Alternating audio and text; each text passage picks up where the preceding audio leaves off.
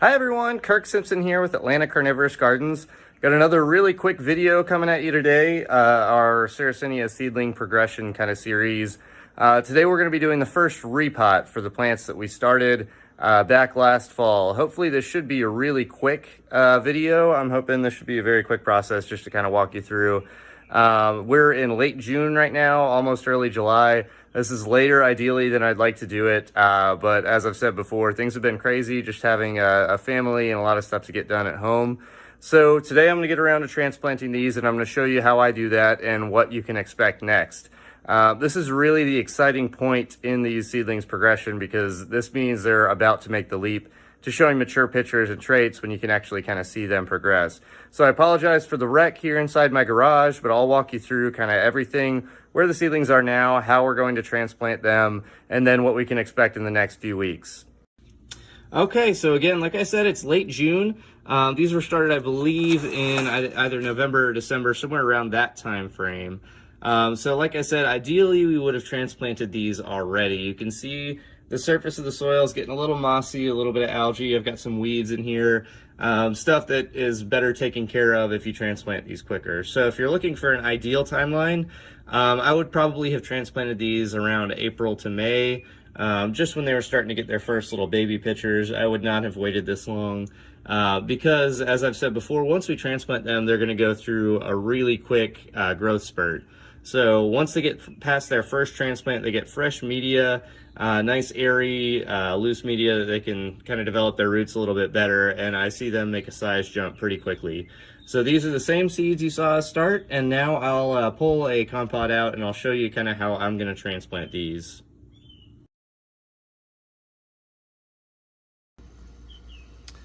Okay, so now I've got you situated for the close-up of what I'm going to do here. I'm going to try my best not to block the camera's view, but we'll see how this works out because I'm a little clumsy here with the camera.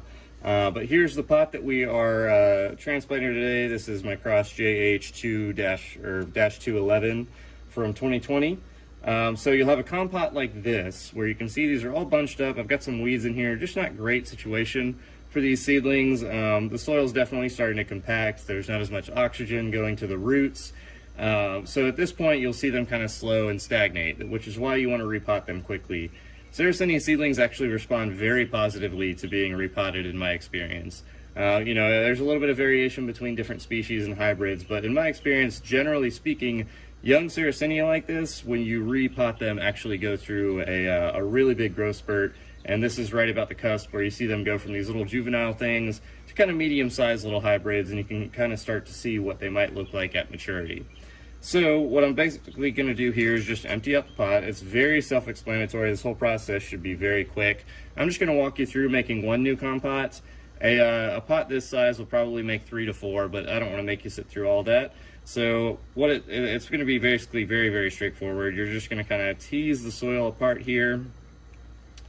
Take some clumps. I like to break them into little chunks and kind of tease all the seedlings away. You do want to be a little bit delicate, but the roots are probably stronger than you think they are. So you don't have to be really too careful, but you do, you don't want to snap roots or be too aggressive with them because you can hurt them, but it's pretty hard to do. So don't worry too much about making everything perfect and washing away the soil. That's, an easier way to do that. A lot of people hit it with some water and the soil will wash away, and it's a little bit cleaner that way, but for me this is convenient and pretty easy. So you can see I'm just kind of breaking away all the seedlings.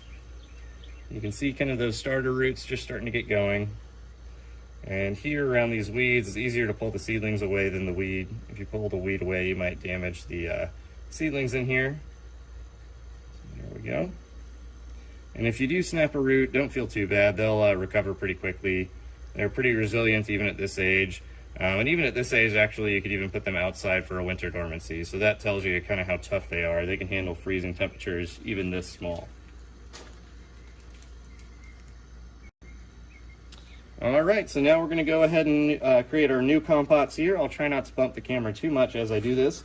But you can see this is my loose seedling media here. It's about 50-50 peat and high-quality perlite. Really, all you need, gives it great drainage, and remember, the plants want a loose, airy soil at this stage, so you don't want to pack it down too tight. So this is a pretty moist, mix here. It's damp. I wouldn't say it's waterlogged or soaked or anything. We are going to water these in after, and I'll show you that as well. But yeah, you can see I just put it in there. I didn't really put any pressure on it, just kind of combed over the top. The soil will settle. It'll settle probably about a 1/2 inch in a pot this size, but that's totally fine. That actually helps you out with top watering so that you can get air coming down through the soil, which is important. So at this stage, it's pretty much self-explanatory. It's exactly what you would think. I'm going to take my finger, I'll just poke a nice little hole in there. I'll grab one seedling here, and I'm going to come a little bit closer to the camera. Oh, there's 2 seedlings in here. You do need to separate them out and make sure you're not planting them one on top of the other, but you can see that. Let's make sure I got it good here in the camera. Just kind of loosely pack the soil down around it. That's all there is to it. I'm going to go around and do this entire pot right now. I won't make you watch that, but again, it's exactly what you'd think. You're basically just creating a hole in the soil, taking that one little root that your seedling has, whoops, dropping it down inside the hole, and then backfilling with some soil. Very easy stuff, guys. Don't get too worried about this. Okay, so here's my completed compot here. You can see there are between 8 to 10 seedlings in a pot this size. That's pretty dense, but at this size they fit, and I'm trying to maximize my space. Now at this point, what becomes important is either, if these grow very quickly, they can go straight from this compot of 8 to 10 seedlings into their individual 2.5 inch pots, which are this size. If they grow a little bit more slowly, however, they might get one additional transplant into a compot that has between 3 to 5 seedlings, somewhere in that range, just to kind of maximize space. There's a lot of considerations there. How big is the plant? How much space am I working with? Do I need to keep them in a compot to save space, or do I have the room to put them in their individual pots? Because like I said, they respond very well to transplanting. Once they get into their individual pots, they have a lot more root space, so they'll grow pretty quickly from that point. But yeah, from here you just kind of play it by ear. I'll definitely keep you guys plugged in as these mature. I'll show you some of the fast ones that go into the individual pots, as well as some of the smaller ones that go into compots once more. But from here, all we do is water them in and we put them on the shelf, and I'll go ahead and show you that now. Okay, so now you see the seedlings out here on my driveway where I do their first watering in. I've got this little garden hose here that has a mist feature here that breaks it into a little bit of a fine mist. You don't need something that fancy. If you have a regular garden one with a shower head, basically you just don't want to hit it with a really direct, strong blast of water, because it'll displace all the seedlings. You want to kind of gently water it in on the first one until they get rooted and established. If all you have is a hose, you can even break it up with your finger, or you could just get something that's going to break up the flow of water a little bit. So here's all you really got to do. You can see, just give it a good misting, make sure that there's enough water in there to run down through the pot and get the soil nice and damp to start with. These will be going into a tray that's full of water as well. So it's really just to get those top few inches of peat soaked through. And so now we'll go ahead and we'll put this guy on the shelf, and I'll show you some of his siblings that I've transplanted a little bit earlier to show you the growth spurt that I've been referring to. Okay, and here's all of the new compots. I'm going to leave them here outside. They've been watered in, all the siblings. This broke out into about 6 new compots. I'm going to leave them here until I get my label maker out here and start making some labels. Again, labeling is absolutely critical. At every step of the process, you don't want to be mixing your seedlings or potentially mislabeling something, because that's going to be very important down the line. So I'm going to leave them here, get their labels in, then I'll throw them in the trays and they'll be ready to go from there. Okay, so these are some of the seedlings from the exact same class as those ones before. They're planted basically on the exact same day. Some of these were transplanted about 3 or 4 weeks ago. These were transplanted about 1.5 months ago, and you can really start to see, okay, now we're getting into some decent sized pitchers. These are still small plants, but I would say in the next few months, you'll start to see pitchers that are a little bit bigger and more reminiscent of kind of differentiated Sarracenia pitchers.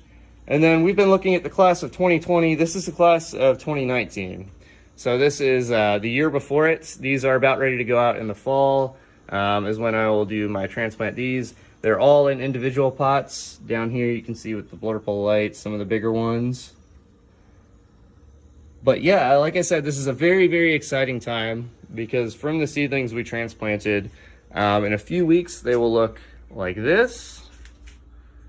A few more weeks, they'll get to about that size.